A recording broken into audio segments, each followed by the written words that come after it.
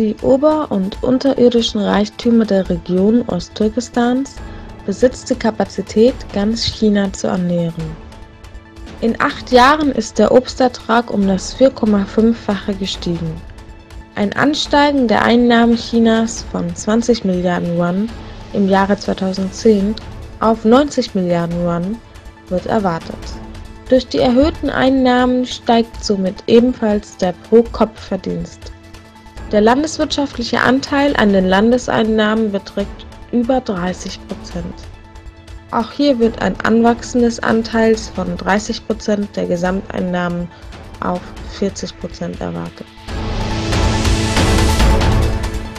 Muttalib Siddiq, ehemaliger Redakteur einer wissenschaftlichen Fachzeitschrift an der Kashgar-Universität in Ostturkestan, wurde von chinesischen Polizeikräften in Gewahrsam genommen.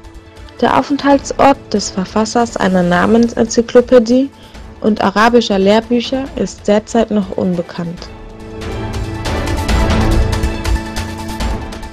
Der Präsident Chinas, Xi Jinping, trifft zu Ende des Monats Donald Trump auf dem G20-Gipfel in Argentinien. Bereits vor dem Treffen äußerte sich der chinesische Präsident empört über den Bericht der USA, der China des Technologiediebstahls beschuldigt. Gao Feng, Regierungssprecher, kritisierte den Bericht, der Chinas Cyberdiebstahlaktivitäten beleuchtet, als für China nicht hinnehmbar.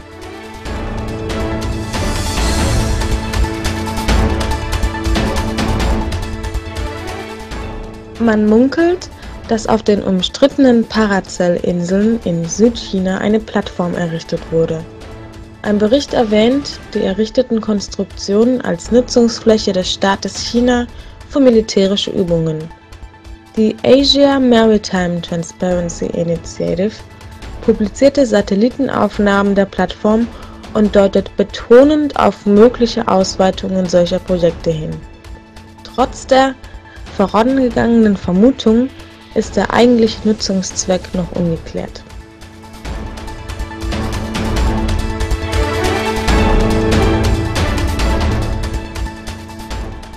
Die unmenschliche Katastrophe im Jemen veranlasste Finnland, die Waffenexporte zu stoppen.